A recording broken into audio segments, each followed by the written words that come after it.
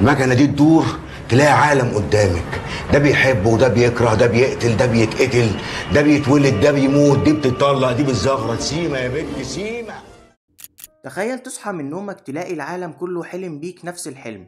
أهلك، صحابك، حبيبتك، الناس عندك في الشغل، جيرانك، حتى الناس الغريبة. اترعبت؟ ده بالظبط اللي اتعمل في الفيلم القصير سيكوينز 2013.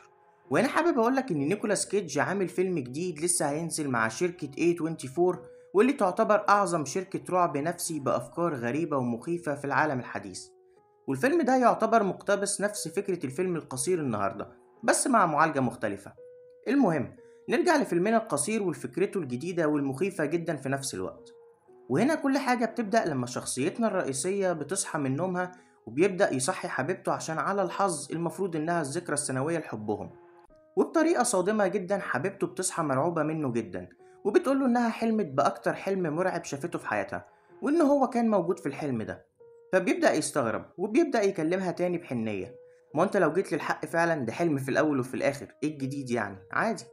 وهنا بتبدأ حبيبته ترد علينا وتقوله انت مش فاهم أي حاجة، وبتبعده عنها تاني. وهنا بيقرر يسيبها تهدى ويخرج يروح الشغل. وقبل كل ده بيلاقي رسالة على عربيته بتقول: أصبحت داخل اللعبة. وهنا بيستغرب تاني ويسأل جارته، والست مش بترضى ترد عليه.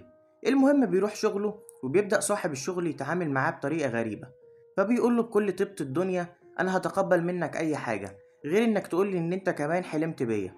وبيضحك وبيرجع يكمل شغله لمدة دقيقة كده، بس بيحس إن الهدوء زيادة عن اللزوم. فبيرجع يبصله وبيلاقي ملامحه كلها جدية. وهنا بيرد عليه صاحب الشغل ويقوله: انت عرفت منين اني حلمت بيك؟ يا ريت الموضوع بيقف هنا، وكل الزباين وصحابه في الشغل بيبصوله وعينهم بتتساءل نفس السؤال.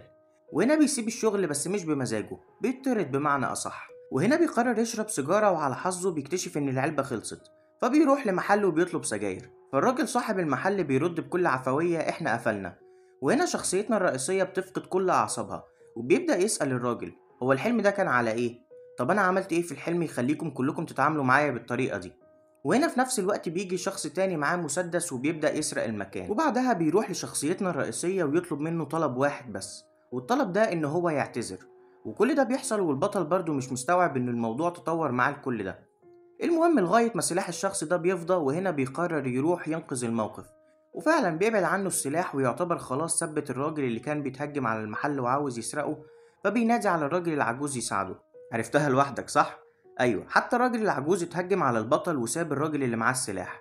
فبيرجع الراجل تاني يكون مسيطر على المكان، وبيروح له ويقول له: انت كده كده هتموت، بس عندك طريقين، طريقة سريعة وطريقة هتندم لو اخترتها. وهنا البطل بيقرر يلعب نفس لعبتهم، وبيقول له: أنا لو فارقت الحياة هزورك في أحلامك لدرجة إن حلم النهاردة هيكون ولا حاجة بالنسبة للي هيحصل. وفعلا بيقرر ينسحب ويهرب. وهنا صاحب المحل بكل ودية بيديله علبة السجاير وبيقول له إنها على حسابنا.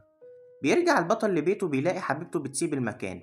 وهنا بيبدأ يقول لها إنه متفهمها، ويسألها سؤال واحد بس: إنها كانت مبسوطة معاه في حياتهم مع بعض ولا لأ. وهنا بترد عليه وبتقوله إنه كان الأفضل دايما، وعمرها ما كانت هتحس بسعادة أكتر من كده.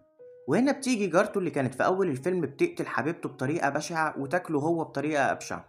وهنا هو بيصحى وبيبدأ يروح شغله، وطبعا هو كان بيتفادى جارته ويحاول يهرب منها. وانت هنا كمشاهد كمان بيبدأ يجيلك إحساس من ناحيتها غريب، بس الأكيد إنك مش مرتاح في وجودها.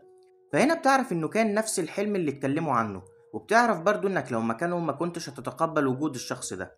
في النهاية تقدر تقول إن الفكرة عبقرية، وعبقريتها برضو كان المفروض تستغل في قالب تاني غير الرعب. واتمنى ده يحصل في فيلم نيكولاس كيدج الجديد مع شركة A24، واللي هيكون تحت عنوان دريم سيناريو. واللي حابب يتفرج على الفيلم هيلاقيه كامل ومترجم على قناتنا على تليجرام. وبس كده، استنونا كل اتنين وحلقة جديدة من فقرة الأفلام القصيرة.